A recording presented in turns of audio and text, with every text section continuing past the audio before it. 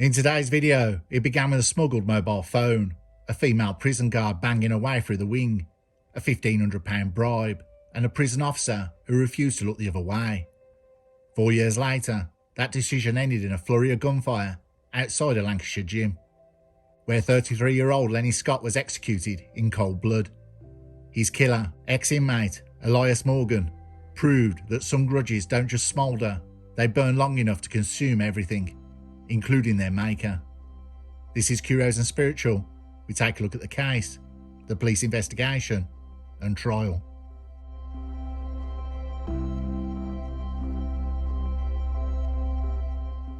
It was supposed to be an ordinary Thursday evening in Skelmersdale, Lancashire, on the 8th of February 2024.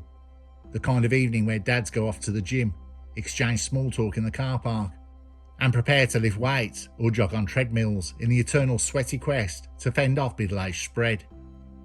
For 33-year-old former prison officer Lenny Scott, this was just another trip to his local gym. But that night, Scott didn't leave with aching muscles and a sense of virtue. He left on a stretcher, the victim of meticulously planned and merciless execution. Scott was no stranger to conflict. During his years as a prison officer at HMP Alt Course in Liverpool, he had been respected for professionalism and integrity. He wasn't the sort of officer who turned a blind eye or pocketed bribes.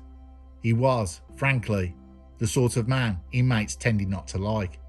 Honest, dutiful, and a little too good at his job. Which is precisely why back in March 2020, he became the catalyst for a grudge that would fester for 4 long years before culminating in his violent death.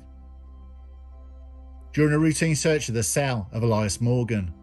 Now, Elias Morgan had previous convictions for a number of offences. These include theft, burglary, conspiracy to rob, drugs, causing serious injury by dangerous driving. Elias Morgan was serving out a sentence for drugs offences. He was a convicted criminal with a reputation for arrogance and entitlement. Scott uncovered a mobile phone. Now, contraband in prison isn't exactly a rarity. Phones are smuggled in by drone, visitors, corrupt staff, and occasionally by methods so inventive they become quite eye-watering. But this particular phone contains something far more dangerous to Morgan than a few more dodgy texts or a stash of football highlights. It had evidence, specifically evidence of Morgan's illicit affair with a female prison officer, Sarah Williams. For an inmate, being caught with a phone is a disciplinary headache. Being caught having an affair with a staff member is scandalous. It's career-ending stuff for Sarah Williams. It meant dismissal and disgrace. For Morgan, it meant lost leverage, humiliation, and the crumbling of a little kingdom of power he had carved out inside the walls of HMP Alt Course. Now, we've seen this a lot with female prison officers having affairs with prisoners. Now, we're not talking prison cell block H bruisers who look like Matilda's Agatha Trunchbull. Most of these women are attractive, even have degrees, are well educated, and from good family backgrounds. So why risk your job, respect, and your freedom for an affair with a prisoner? From what I researched, it's lack of proper training on professional boundaries, inadequate supervision, an institutional culture that tolerates or fails to address minor rule breaking. These can all be contributing factors. In some cases, a high turnover of staff and a lack of experienced officers can leave new employees unprepared to handle the psychological pressures and manipulative behaviours of some inmates.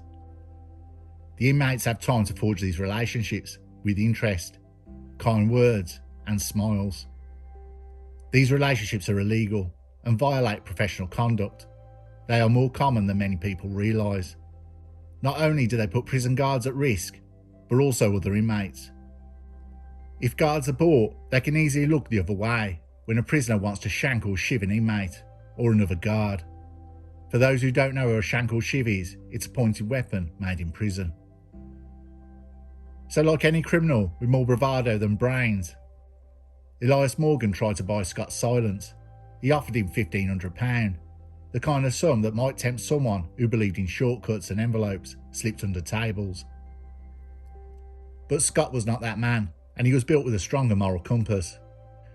He refused the bribe. Anyone in their right mind would refuse. If you accept the money, you are bought, and that can be a helter-skelter ride you can't get off. Scott recorded the discovery and handed in the evidence. His refusal wasn't just a rejection, it was a declaration of principle. To Morgan, it was an unforgivable insult. In a fit of wounded pride, Morgan made threats. He told Scott that he would bide his time and that one day he would get him. The warning wasn't whispered, it was subtle. He even punctuated the point with the classic thug pantomime of making a gun gesture with his hand. It was a sort of foreshadowing that would make a Hollywood screenwriter roll their eyes for being too on the nose, with film producers shouting at the writers, who really does that? I'll also tell you what happens to the female prison guard in the end of the video. Elias Morgan was eventually released from prison, but he carried that grudge with him like a twisted keepsake. While most ex-inmates focus on rebuilding their lives, finding work, reconnecting with family, or in some cases, reacquainting themselves with pubs or getting back to where they left off, Morgan had a different hobby: revenge planning. Fast forward to the 8th of February 2024, and by this time Scott had left the prison service. He was focusing on his family, a loving dad of 3 and trying to live a quieter life. But Morgan hadn't forgotten, and he certainly hadn't forgiven. CCTV later revealed that Morgan had stalked Scott, checking his home and following him to gyms. He carried out dry runs, testing escape routes and rehearsing the attack, with the precision of someone preparing for a grim theatre performance.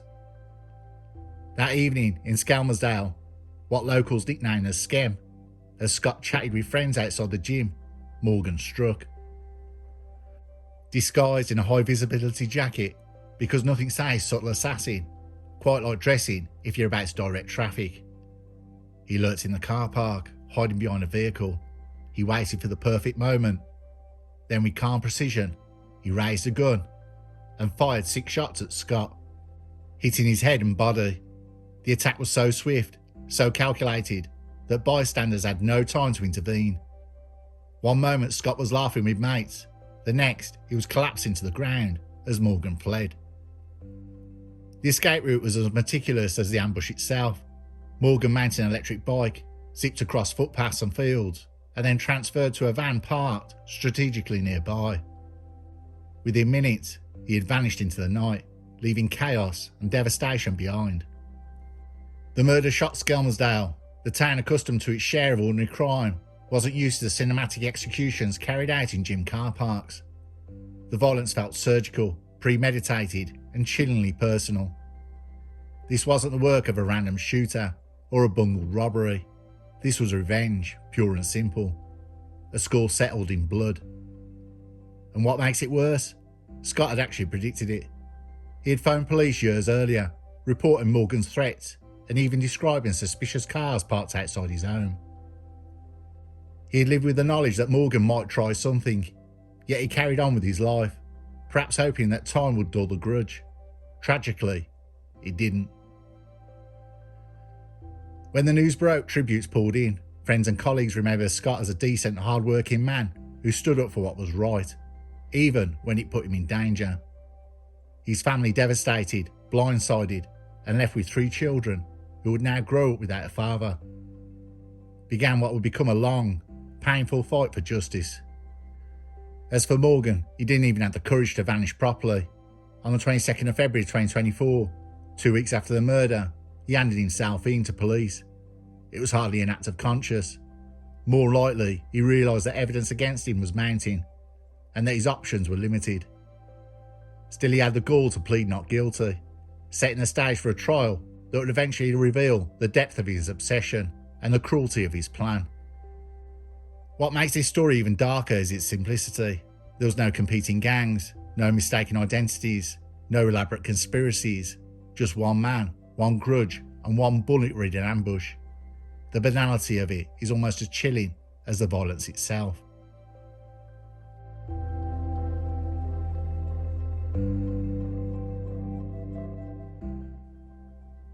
Investigators started to pull together CCTV footage, phone records, and the occasional dose of sheer police patience.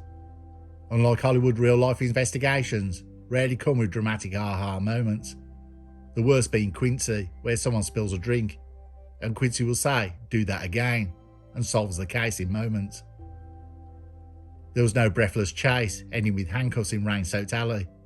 Instead, what happened in the aftermath of Lenny Scott's murder on the 8th of February 2024 was a meticulous process of evidence collection, data analysis, and crucially connecting the dots that pointed to one man, Elias Morgan. The crime itself was brazen, but not sloppy.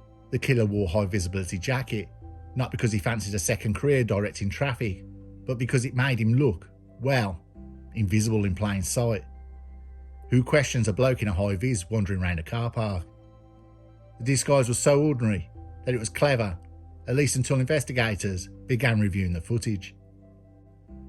Lancashire Police's major investigation team went through hours of CCTV, tracing the shooter's movements.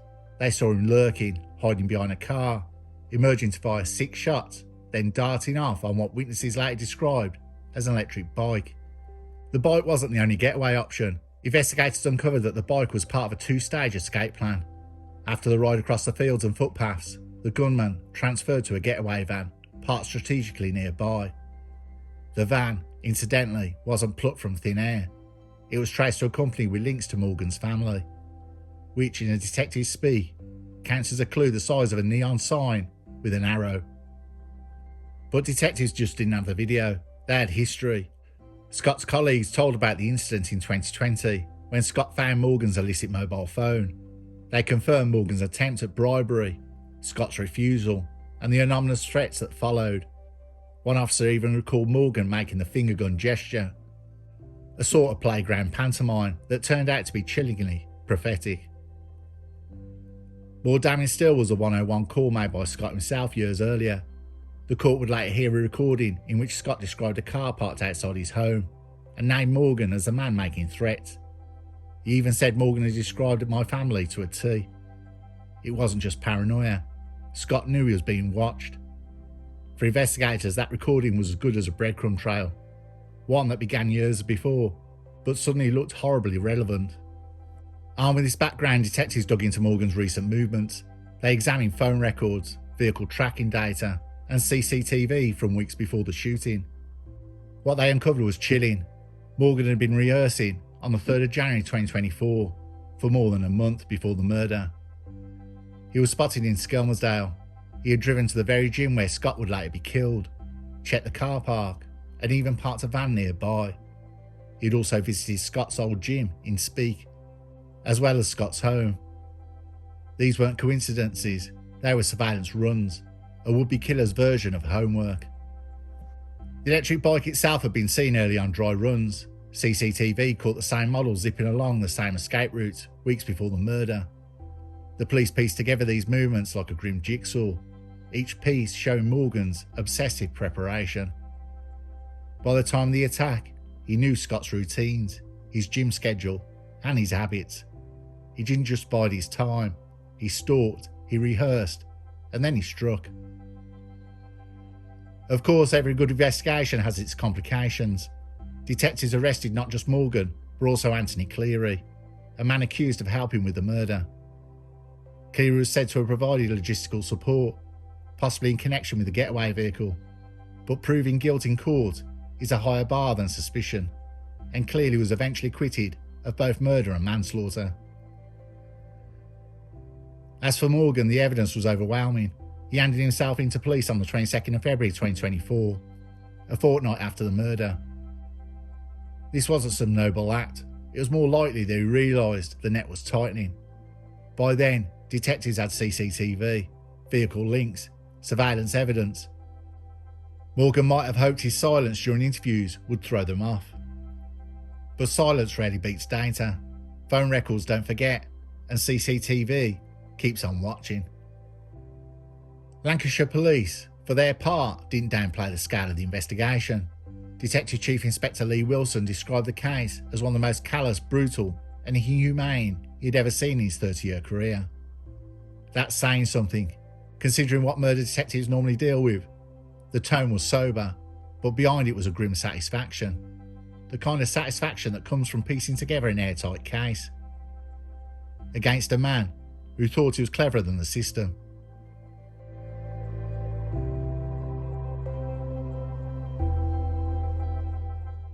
By the time Elias Morgan stood trial at Preston Crown Court in the summer of 2025, the prosecution had reams of evidence, CCTV, vehicle data, phone records, and a motive stretching back 4 years. The defence had, well, not much, other than the old fallback of proof it was really him. The trial lasted 9 weeks, with the jurors listening to what that can only be described as a grimly meticulous account of revenge. Prosecutors argued that Morgan had stalked his victim, plotted the escape routes, and carried out a cold-blooded execution of a man whose only crime had been professionalism. They weren't exaggerating. The CCTV footage alone showed to the jurors in all its stomach-churning clarity. It did the most of the heavy lifting, watching Morgan lurk in his high-vis jacket before calmly walking up and firing 6 shots was a sobering experience. Even the most hardened juror would have felt the chill. The prosecution's star theme was integrity. Lenny Scott said he died because he refused a £1,500 bribe. That was it. A man chose honesty over easy money, and 4 years later, he paid with his life.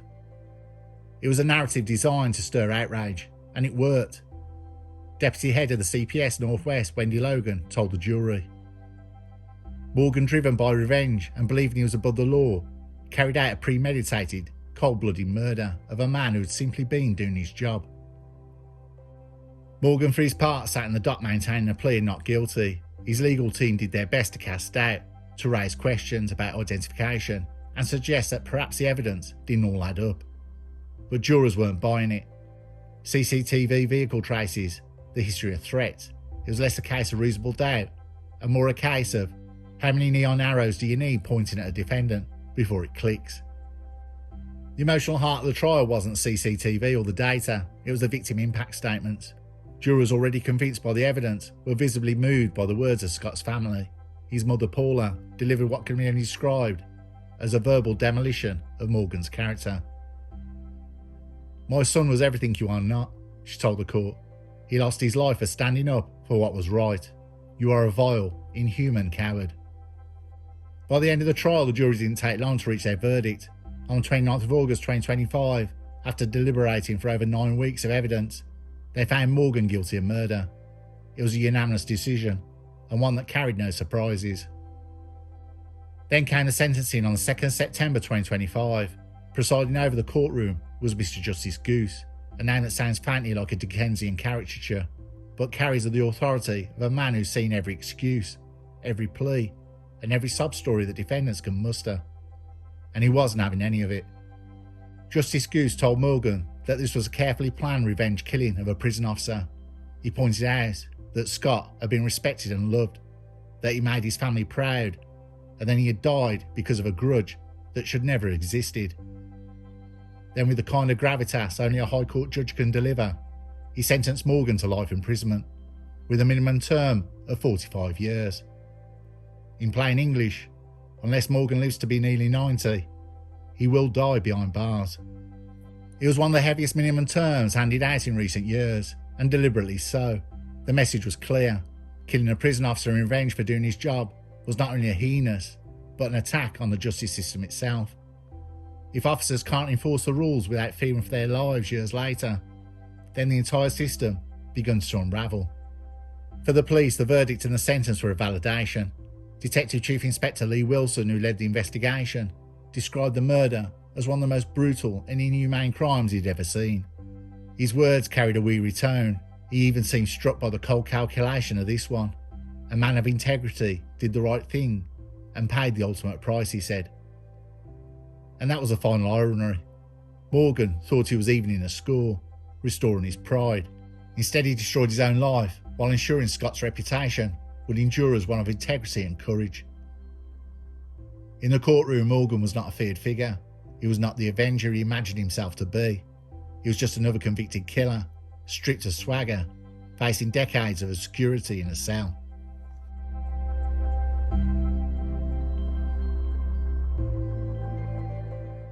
This is a case I've been sitting on, waiting for the verdict, and yesterday we got it. 45 years, and rightly so. Now, friends spoke of Scott's kindness, his devotion to his children, his sense of humour. Colleagues described him as a professional, respected, the kind of officer who made others proud to wear the uniform. The contrast with Morgan could not have been sharper. One man represented the best of duty, the other the worst of criminal obsession. The media, of course, had a field day. Revenge killing of an ex-prison officer made front pages across the UK, with lurid detail about the affair, the threats, the ambush and the high-vis jacket disguise. The irony of a killer dressing as if he was on a night shift for the council was too good for journalists to resist. But beneath the headlines was a story that resonated with me more deeply. A reminder of how the thin line is between doing the right thing and suffering for it. The prison guard, Sarah Williams, had been having multiple relations with other prisoners. Having found other phones in cell searches, she was later charged with 3 counts of misconduct in a public office, and 1 count of causing a computer to perform a function with the intent to secure unauthorised access to data. She appeared at Liverpool Crown Court on December 21st, 2024, where she was sentenced to 18 months in prison, after previously pleading guilty to the 4 charges. In the end, the trial of Morgan provided justice, if not closure. Scott's family left court knowing Morgan would not harm anyone else, but that the knowledge doesn't fill the absence at birthdays. Justice is a verdict. Grief is a life sentence. If Lenny Scott's death teaches us anything, it's this. Integrity has a price and can be lethal, but cowardice carries the heavier bill.